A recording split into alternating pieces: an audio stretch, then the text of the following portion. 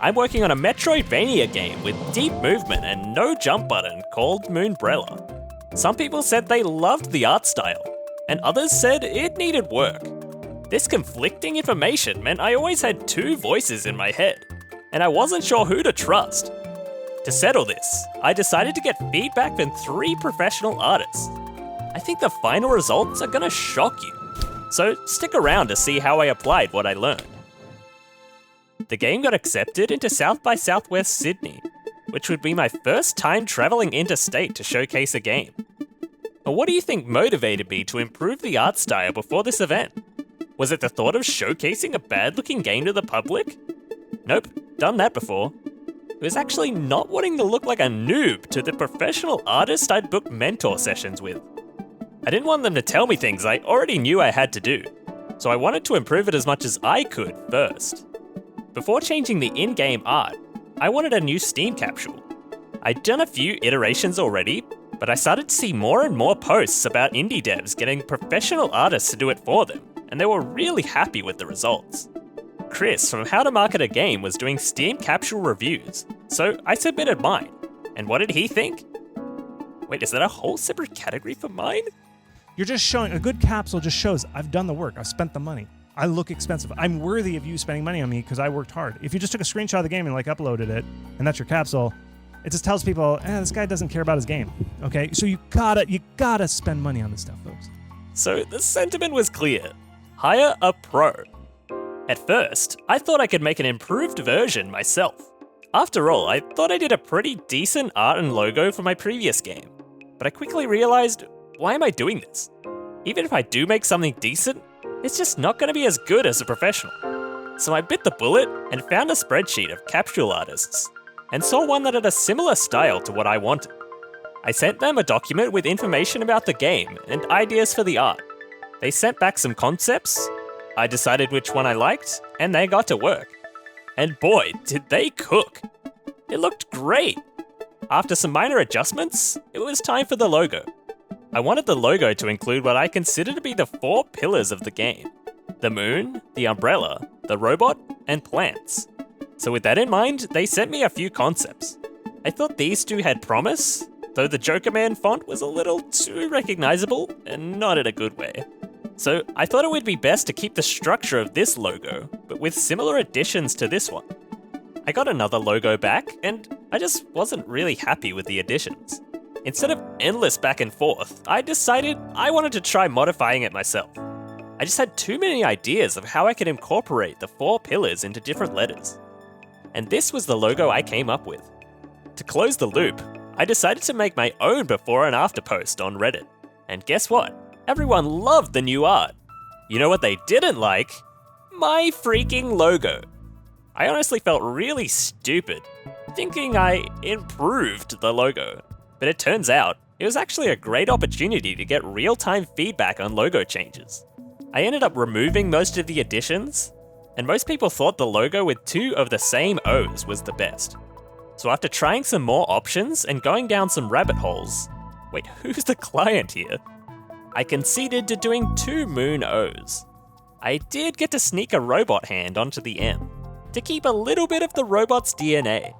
3 upvotes on that comment is good enough for me. Ship it.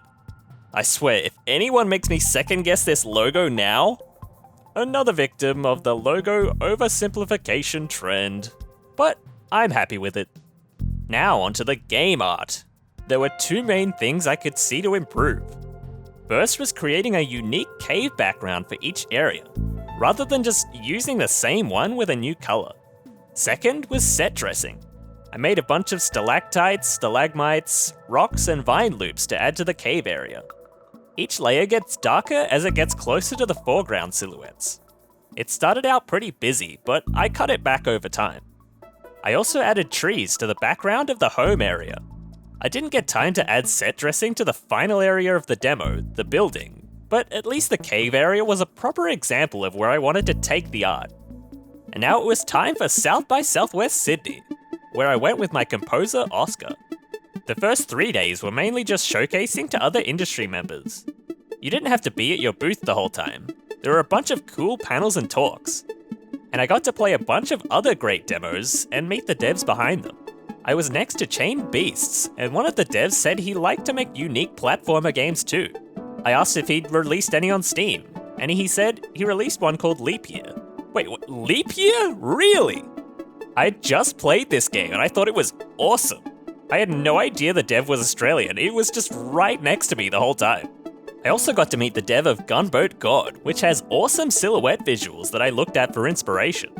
The final day was open to the public and had a bunch of people play the game. The main thing I noticed was that people were not shining the flashlight in the dark area that tells them that the demo is complete. Without fail, people would just get the flashlight and beeline straight back down the building. I hadn't really encountered this much before. Maybe people were just in the mood to go south, maybe a bit southwest in Sydney? But it was obvious that I had to make it clear that the flashlight was useful right next to where you get it. But now, it was time for the mentor sessions. I didn't record any of them, but each one of the 3 mentors had super helpful advice. There were a few key takeaways. The home area was what they generally liked about the style, and the main feedback was about how to get the other areas to feel consistent with it. Firstly, the soft cave backgrounds didn't mesh well with the clean vector style of the rest of the game. Instead, I could focus on tiled patterns with different solid colors. Secondly, it turns out color is more important than I realized. The cave doesn't have to be brown just because it's a cave. There are websites where you can find color palettes that you can see already work well together. As soon as I applied a color palette in the right way, I was astounded by the difference. I applied the same principles to the building, added lighting coming from the holes, removed the outlines in favor of flat colors, not drawing every brick to make it less busy, applied a nice color palette, added set dressing with fallen debris, broken rebar, and bam! Look at the difference. This area didn't read very well as ice. I knew the black terrain didn't really fit the iceberg setting, but I wanted to have consistent silhouettes for interactable terrain.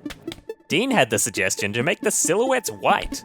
I don't know how I hadn't thought of that before. It was still a high contrast color, and it doubled as making it obvious that the surface has different low friction properties. I went around the whole map to apply these same principles to other areas. There's still more work to be done, but I feel like the game has much more consistent art direction now. Thank you so much to Dean, Rose, and Lucy for the advice. Once I'd improved all the art, I made what was the 6th version of the trailer. I just wanted the Steam page to be up to date with the game's ever-changing visuals. But I think it's finally starting to represent its finished look. You can check out the new trailer on Steam, and if it looks like something you want to play, add it to your wish list while you're there. At the end of each video, Patreon members can customize a planet to sumo wrestle each other. It might have been a little too early to make a Patreon since it's not much of a battle royale yet, but if you're interested in becoming a 3rd member, it's just $3 per video. Congrats to Spider Mummy Az for winning, and thanks to my first 2 Patreon supporters.